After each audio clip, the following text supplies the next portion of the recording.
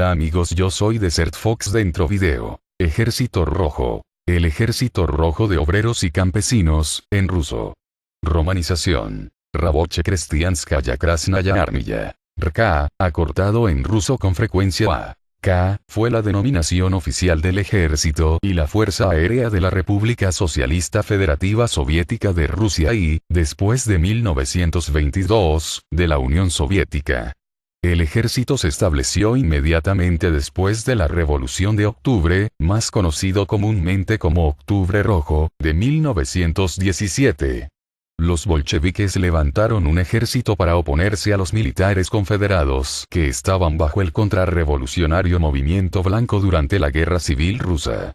A partir de febrero de 1946, el Ejército Rojo, junto con la Armada Soviética, encarnaría el principal componente de las Fuerzas Armadas Soviéticas, tomando el nombre oficial de Ejército Soviético hasta la disolución de la Unión Soviética en diciembre de 1991. El Ejército Rojo es acreditado como una fuerza decisiva en la victoria aliada ante las potencias del eje en el teatro europeo en la Segunda Guerra Mundial.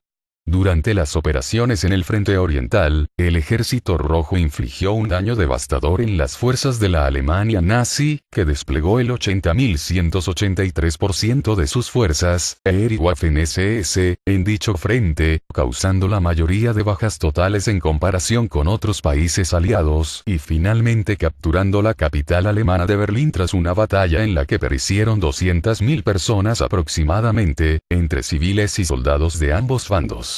Historia. Creación como necesidad. Cuando la Revolución Rusa de 1917 dio el poder a los bolcheviques en varias ciudades importantes de Rusia, sus líderes como Lenin y Trotsky mantuvieron como soporte armado del nuevo régimen a la Guardia Roja, un conjunto de soldados y obreros armados liderados por suboficiales que actuaban como brazo armado del bolchevismo, pero sin estar efectivamente organizados como un ejército sino apenas como una milicia voluntaria, sin jerarquías ni reglamentos marciales.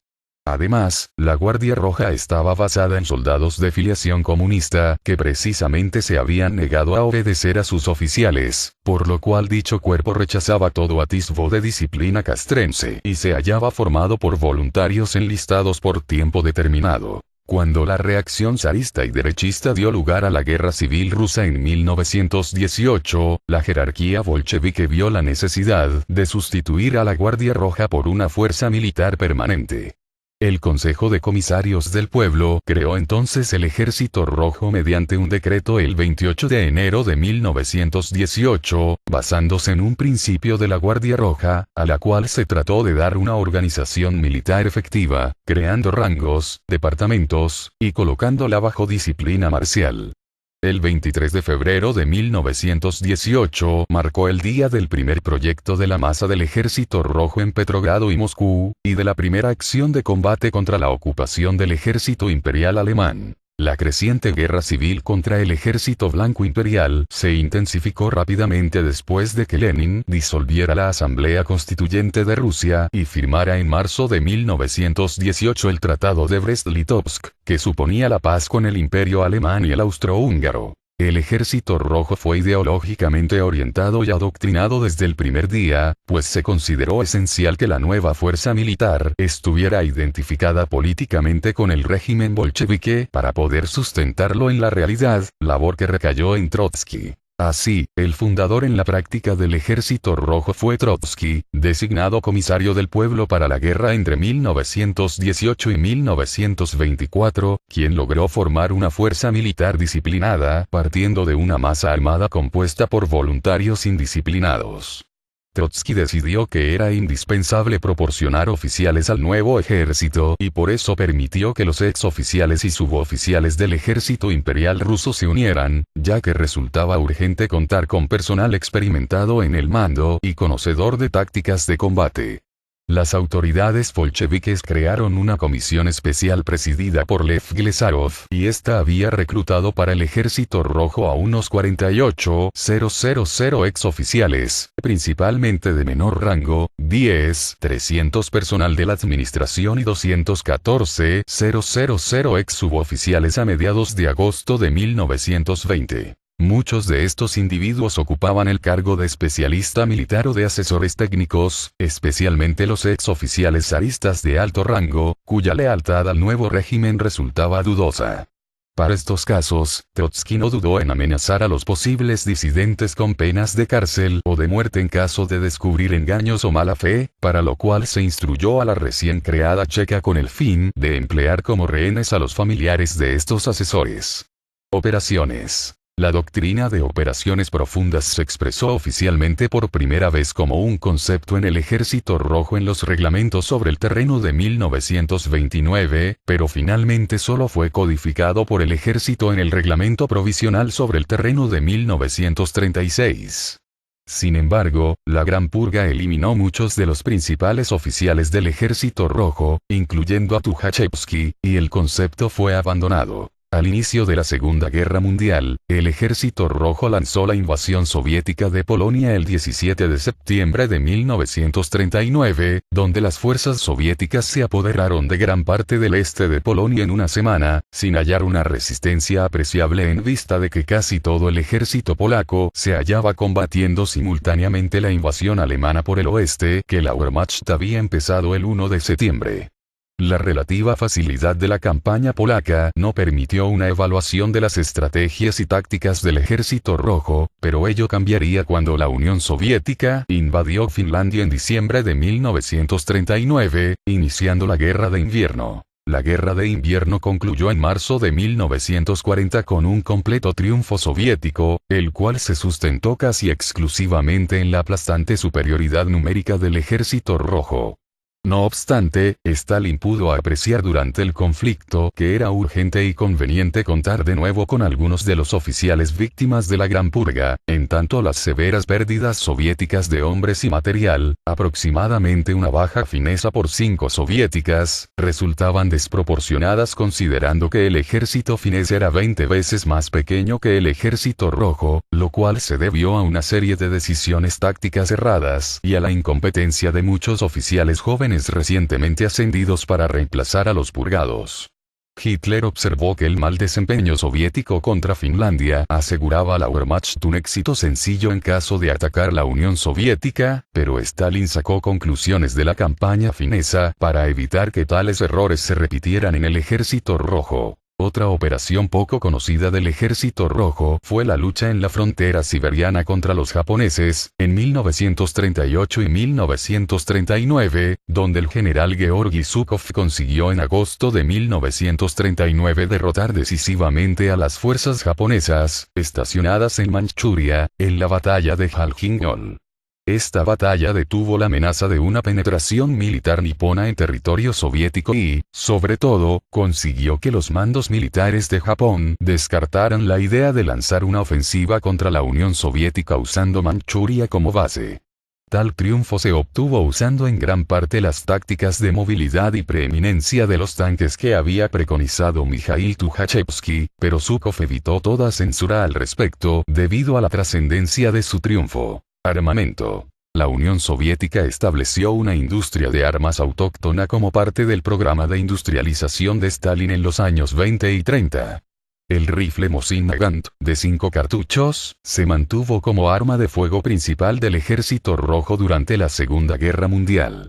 Más de 17 millones de fusiles Mosin Nagant modelo 91-30 fueron fabricados de 1930 a 1945 por varios arsenales soviéticos. Permaneció en la producción hasta 1948, cuando fue sustituido por el rifle semiautomático de SKS. El Ejército Rojo sufrió una escasez de ametralladoras adecuadas y armas de fuego semiautomáticas durante la Segunda Guerra Mundial. El modelo Tokarev SBT modelo 38 y el modelo 40 semiautomáticos compartieron el mismo cartucho de 7,6254 mm usado por los Mosin Nagants. La experimentación soviética con armas pequeñas comenzó durante la Segunda Guerra Mundial. En 1945 el Ejército Rojo adoptó la Simonov SKS-1 carabina semiautomática de 7,62-39 mm. En 1949 se inició la producción del rifle de asalto Kalashnikov AK-47 de 7,62-39 mm. Los planificadores previeron que las tropas lo utilizaran conjuntamente con el SKS, pero pronto reemplazó el SKS por completo. En 1978, el rifle de asalto AK-74 de 5, 45, 39 mm reemplazó al AK-47. Utilizó alrededor del 51% de las piezas del AK-47. Los diseñadores armaron la nueva arma como una contrapartida al cartucho estadounidense 5, 56, 45 mm usado en el rifle de asalto M16, y el ejército ruso continúa usándolo hoy. Wehrmacht. La Wehrmacht, acerca de este sonido escuchar, y Fuerza de Defensa en alemán, era el nombre de las Fuerzas Armadas Unificadas de la Alemania nazi desde 1935 a 1945, surgida tras la disolución de las Fuerzas Armadas de la República de Weimar, llamadas Reichswehr. Consistía en el Heer, ejército, la Kriegsmarine, marina, y la Luftwaffe, fuerza aérea. La designación Wehrmacht reemplazó el término previamente usado Reichswehr, y fue la manifestación de los esfuerzos del régimen nazi para rearmar a Alemania en mayor medida de lo permitido por el Tratado de Versalles I.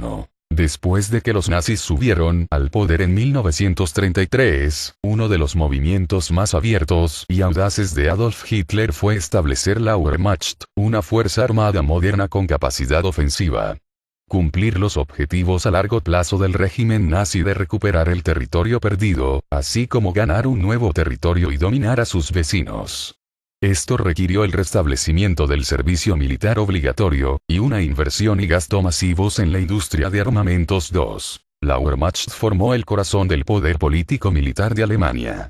En la primera parte de la Segunda Guerra Mundial, la Wehrmacht empleó tácticas de armas combinadas, cobertura aérea, tanques e infantería, para lograr un efecto devastador en lo que se conoció como Blitzkrieg, guerra relámpago.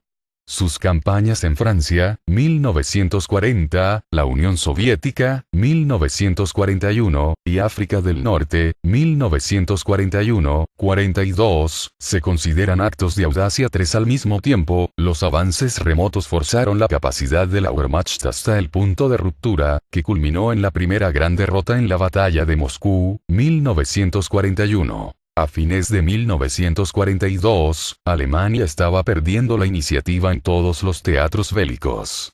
El arte operacional no era compatible con las habilidades guerreras de la coalición aliada, haciendo que las debilidades de la Wehrmacht en estrategia, doctrina y logística se hicieran evidentes. 4. En estrecha colaboración con las SS y el Einsatzgruppen, las Fuerzas Armadas alemanas cometieron numerosos crímenes de guerra y atrocidades, a pesar de las negaciones posteriores y la promoción del mito de la Wehrmacht limpia. 5 La mayoría de los crímenes de guerra se cometieron en la Unión Soviética, Polonia, Yugoslavia, Grecia e Italia, como parte de la guerra de aniquilación contra la Unión Soviética, el Holocausto y la guerra de seguridad nazi. Durante la guerra, cerca de 18 millones de hombres sirvieron en la Wehrmacht. 6 Cuando la guerra terminó en Europa en mayo de 1945, las fuerzas alemanas, formadas por la Wehrmacht, la Waffen-SS, la Volkssturm y las unidades colaboradoras extranjeras, habían perdido aproximadamente 11,3 millones de hombres, 7 de los cuales aproximadamente la mitad estaban desaparecidos o muertos durante la guerra.